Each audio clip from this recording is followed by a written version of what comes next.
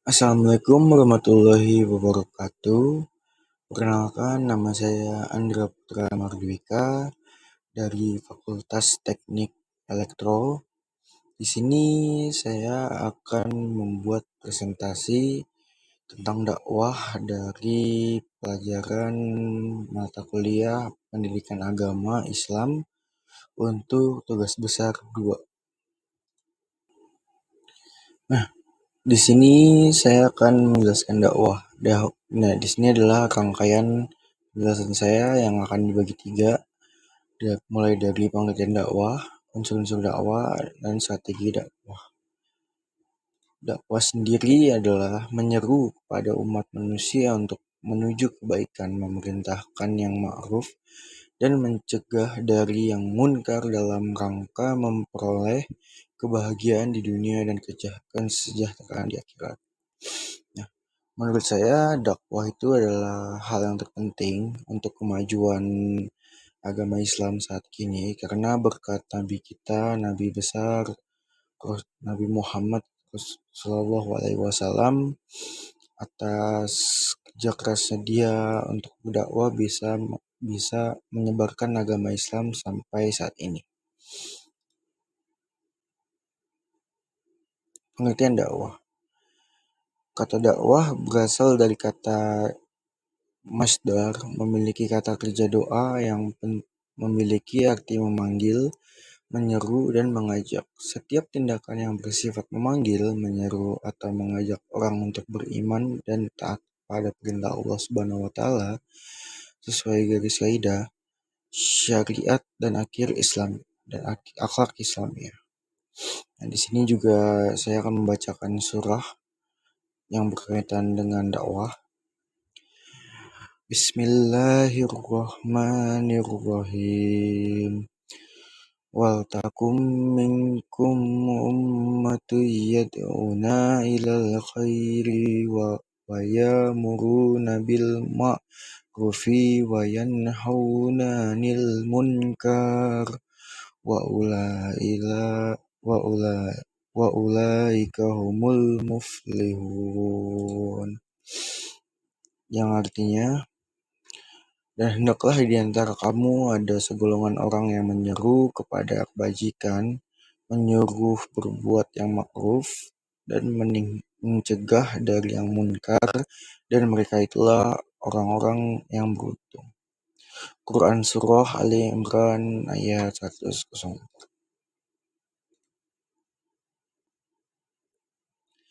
Unsur-unsur dakwah. Di unsur dakwah ini terbagi di 6.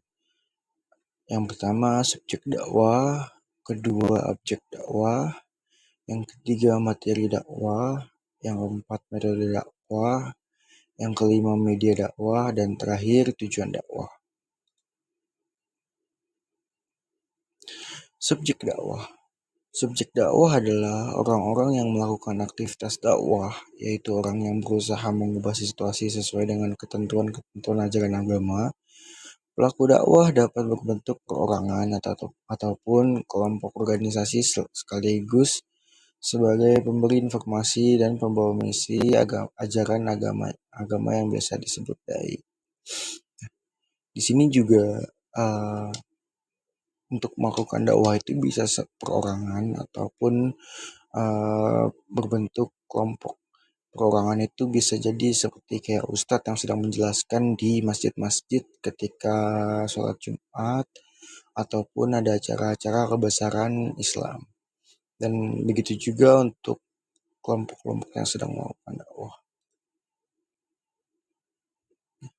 Objek dakwah.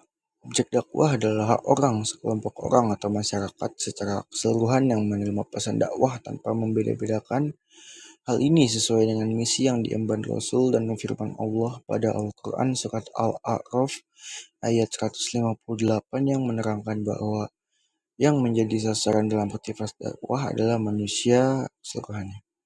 Nah, di sini tuh objek itu sebagai penerima, dan objek yang dalam berbentuk orang itu perseorangan itu misalnya kayak ada seseorang yang sedang memanggil ustadz untuk mengajarinya tentang mendalami lagi tentang Islam, dan sekelompok orang itu bisa jadi kayak jadi ada pengajian pengajian di masjid, dan masyarakat itu adalah orang-orang yang sedang melakukan hari-hari kebesaran Islam. Materi dakwah. Muhammad Munir dan Wahyu Ilahi dalam bukunya yang bertajuk Manajemen Dakwah membagi materi dakwah menjadi 4 bagian, yaitu akidah, syariah, muamalah, dan akhlak. Nah, jadi tuh di dakwah itu juga ada materinya, itu juga harus terstruktur gitu. Bisa untuk memilih. Jadi dakwahnya itu bisa tentang akidah kah, atau syariah kah, atau muamalah kah, atau akhlak. Metode dakwah. Metode dakwah adalah jalan atau cara yang digunakan oleh para juru dakwah untuk menyampaikan ajaran serta materi dakwah.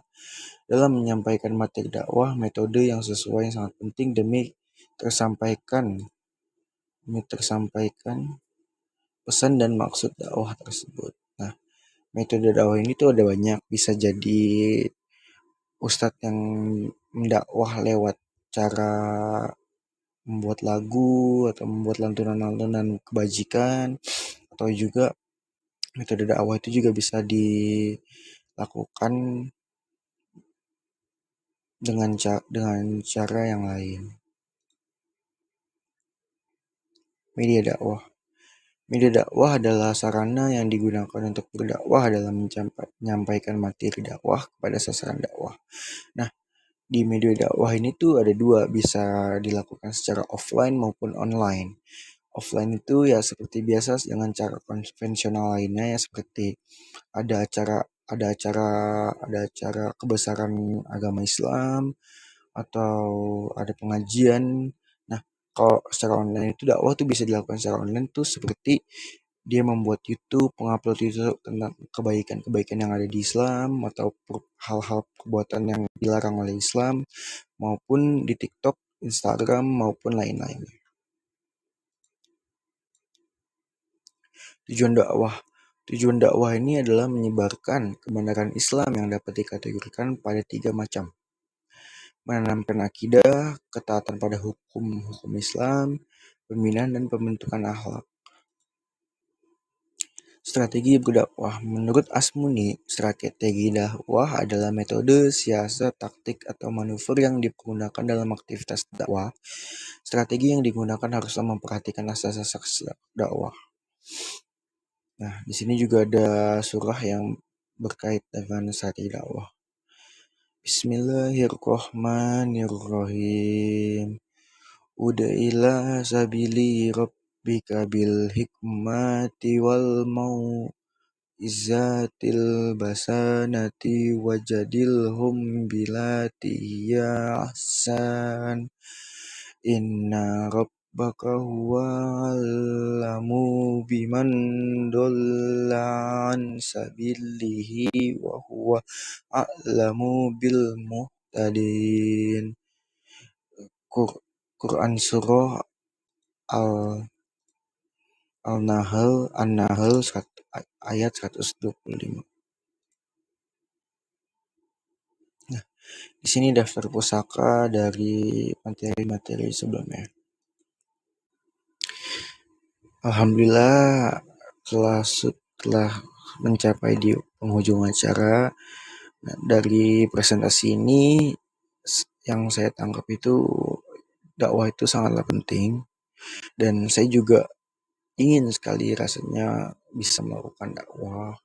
Ya, walaupun dakwah saya mungkin lewat meng-share video-video kebaikan Islam atau larangan-larangan Islam kepada teman-teman saya atau orang yang saya kenal. Maka dari itu, semoga kita bisa menjadi pribadi yang lebih baik lagi. Dan terima kasih juga kita sudah penghujung acara, dan mohon maaf bila ada kesalahan yang telah saya perbuat, karena sejatinya manusia itu adalah tempat yang salah, dan jika salah mohon diberikan saran dan masukannya untuk saya bisa improvisasi menjadi diri yang lebih baik lagi. Oke, sekian dari saya. Kurang lebihnya mohon maaf. Wassalamualaikum warahmatullahi wabarakatuh.